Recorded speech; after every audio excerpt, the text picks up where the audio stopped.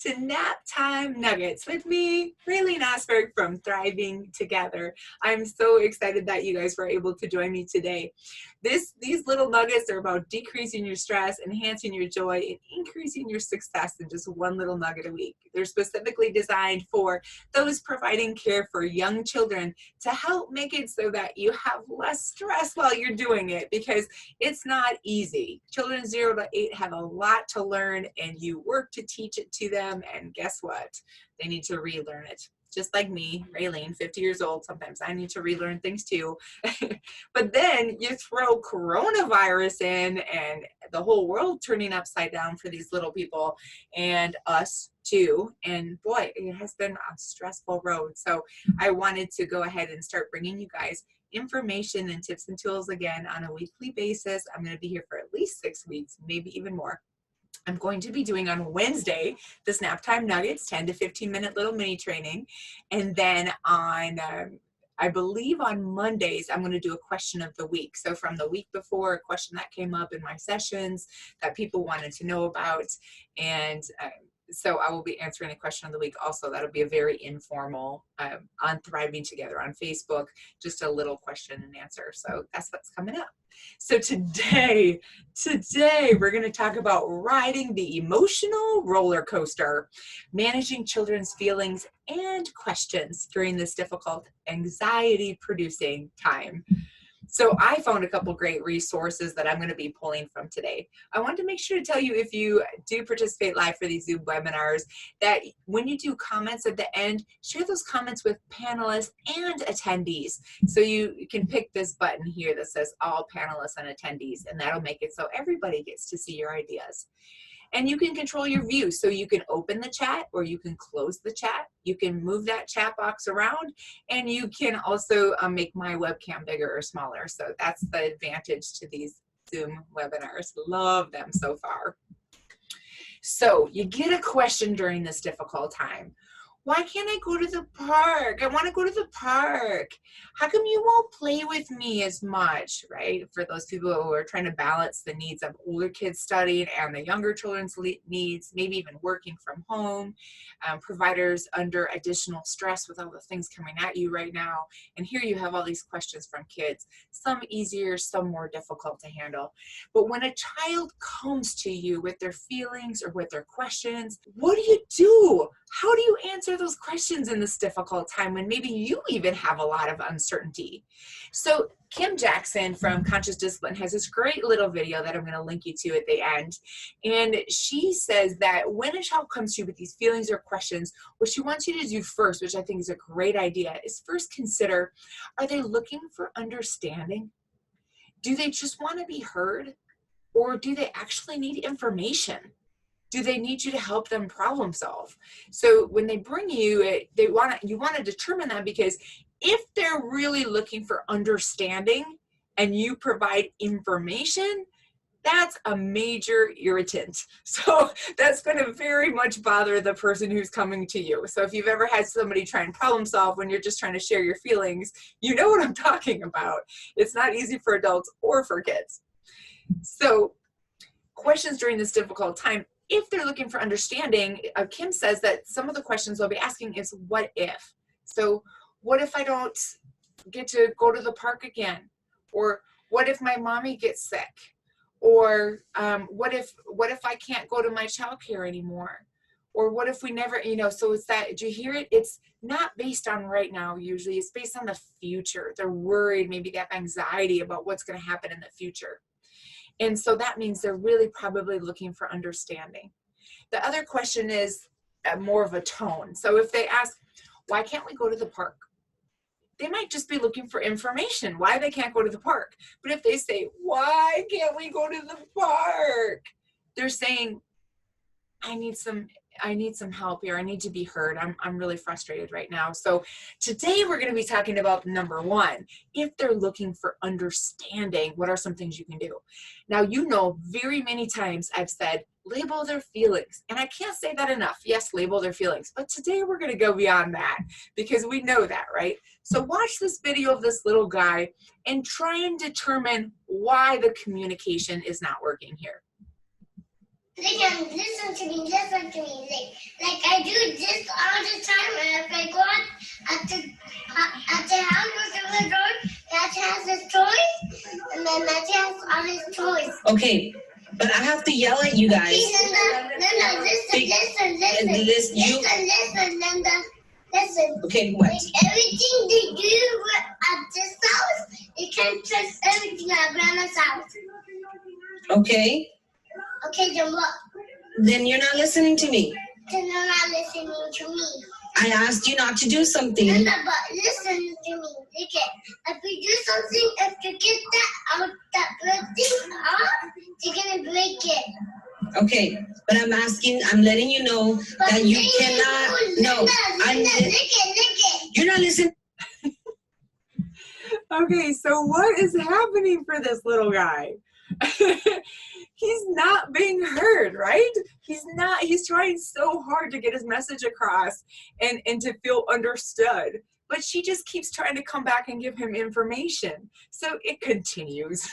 You might have noticed this in adult-to-adult conversations. When somebody says something and you say, yes, I get it. And then you try and say what you're trying to say. And then they come back again and try and say it again. And you're like, I get it. I get what you're saying.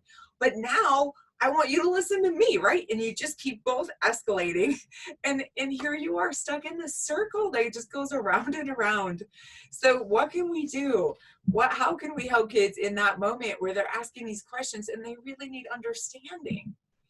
Well, first I want you to acknowledge that our brain has a fast track. So we have been programmed because as adults, we need to be efficient. We want to handle things and we want to handle them quickly.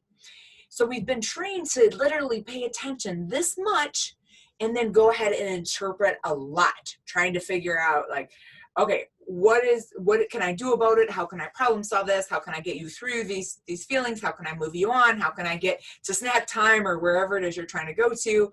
And that's natural. But what we want to do in order to help kids during this difficult time when they do ask questions and bring their feelings to us is we want to spend extra time paying attention. So just listening, being open, hearing what it is that they're trying to say. So that's just the very first step, is really to focus on just, even if it's 30 seconds or a minute or 2 minutes, just to let go of moving them on and just pay attention. So what I like to do is think about tapping into the heart. So the information is the brain part. If they just want to know, why do I have to wash my hands? That's just information. But if they're saying, why can't we go to the park? They're saying, I need to connect with your heart. So we need to take a minute, take a deep breath, and tap into our heart first. And then when you go to respond to the child, instead of the big work of trying to figure out what their feelings are and label those feelings, today I want you to just accept. Now this quote, these little cartoons are from a classic book called How to Talk So Kids Will Listen and Listen So Kids Will Talk. Absolutely helped me so much when I was caring for young children on a continual basis. So look at this first one. Somebody stole my new pencil. Are you sure you didn't lose it? I didn't. It was on my desk when I went to the bathroom. Well, what do you expect if you leave your things lying around? You've had things taken before, you know. This isn't the first time. I always tell you, keep your valuables in your desk. The trouble with you is you don't listen. Oh, leave me alone. Don't talk back to me, right? So the adult is like trying to give advice, trying to say something back. You know, it's hard for the child to think and work through their problem when somebody's questioning them, advising them, or blaming them. So what they recommend in the book is this simple strategy. It's so simple, but yet for me, it was so hard to do. So she comes, somebody stole my pencil.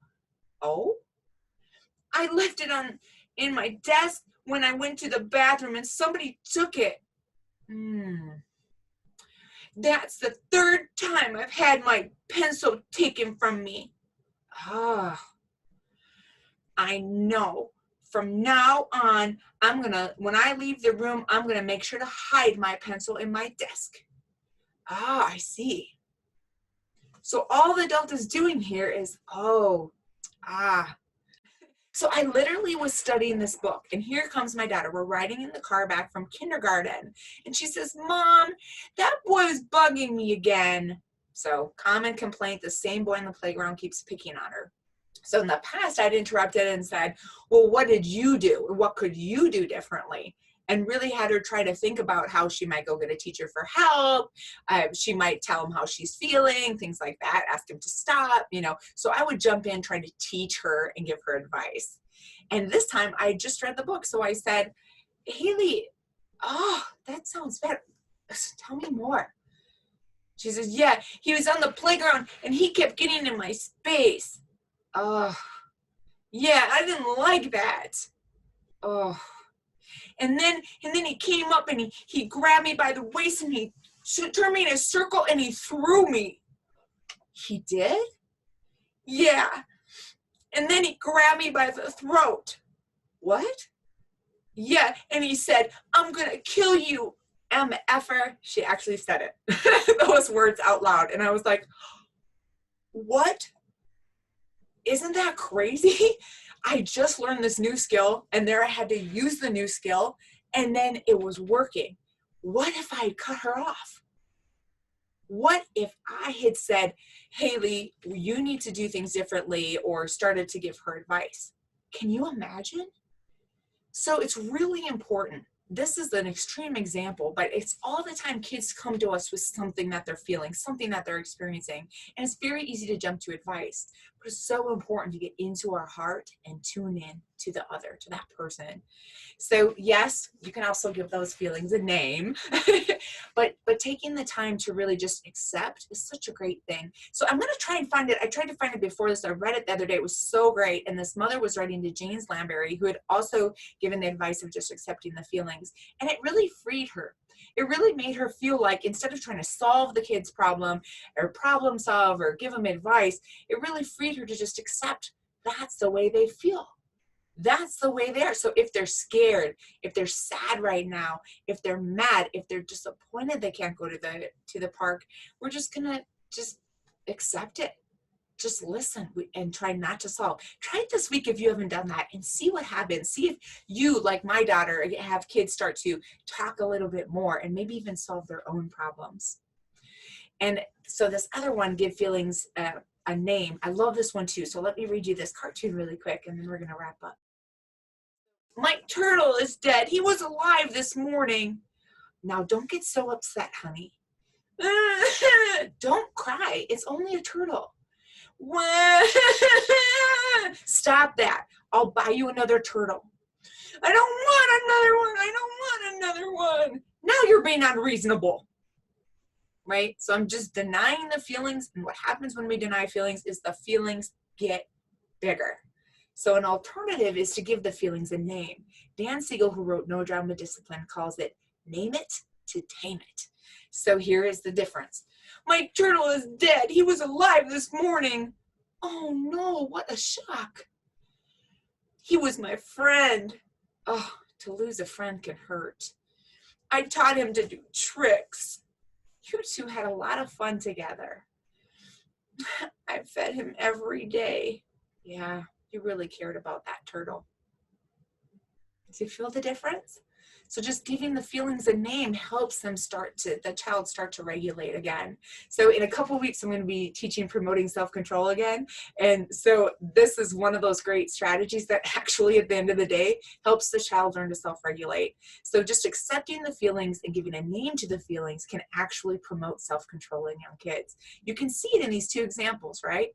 That in one, she's able to kind of get control back, and in the other one, she kind of loses it. So that's what I was bringing you today. Welcome to acceptance. Enjoy the journey.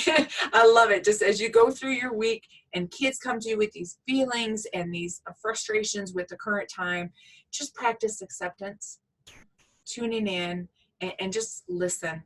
A little can go a long way. Thank you so much, everybody, for joining me today.